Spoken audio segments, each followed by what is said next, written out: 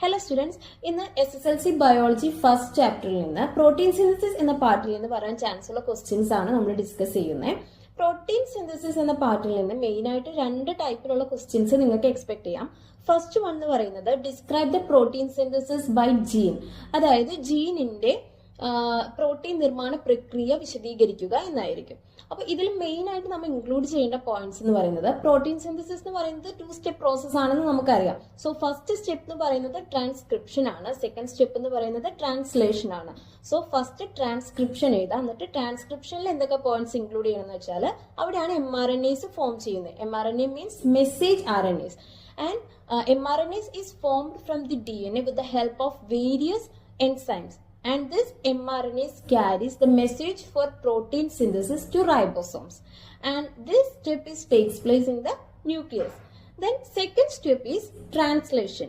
In this translation step, tRNAs, that means transfer RNAs, bring some specific amino acids according to the mRNA's message, and rRNAs, ribosomal RNAs, helps to bind these amino acids and to form the proteins.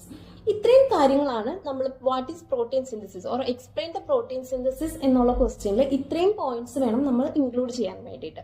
ഇനി next ഇതിൽ നിന്ന് വരാവുന്ന വേറൊരു questions ആണ് നമുക്ക് protein സിന്തസിസിൽ form ചെയ്യുന്ന mRNAs, tRNAs and rRNAs ഇതിന്റെ figures തന്നിട്ട് അത് ഐഡന്റിഫൈ ചെയ്യാനും അതുപോലെ തന്നെ അതിന്റെ ഫങ്ഷൻസ് എന്താണെന്ന് എഴുതാനും ആയിരിക്കും ഈ ഭാഗത്ത് നിന്ന് വരുന്ന മറ്റൊരു ക്വസ്റ്റ്യൻ.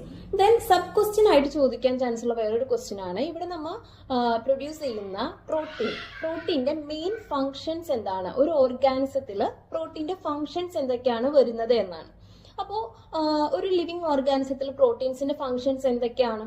മെയിൻ ആയിട്ട് growth and repair of body and disease defence, അതായത് കലകളുടെ വളർച്ചയ്ക്കും അതുപോലെ തന്നെ പരിപാലനത്തിനും വേണ്ടിയും ഹെൽപ്പ് ചെയ്യുന്നു, അതുപോലെ രോഗപ്രതിരോധത്തിനും വേണ്ടി പ്രോട്ടീൻ ഹെൽപ്പ് ചെയ്യുന്നു. അപ്പൊ ഇത്രയും കാര്യങ്ങൾ പ്രോട്ടീൻ സിന്തസിസിൽ നിന്ന് പഠിച്ചാൽ നമുക്ക് ആ പാർട്ടിൽ നിന്ന് വരുന്ന ഫുൾ മാർക്ക് സ്കോർ ചെയ്യാം. അപ്പോൾ നിങ്ങൾ ശ്രദ്ധിച്ച് പഠിക്കാം.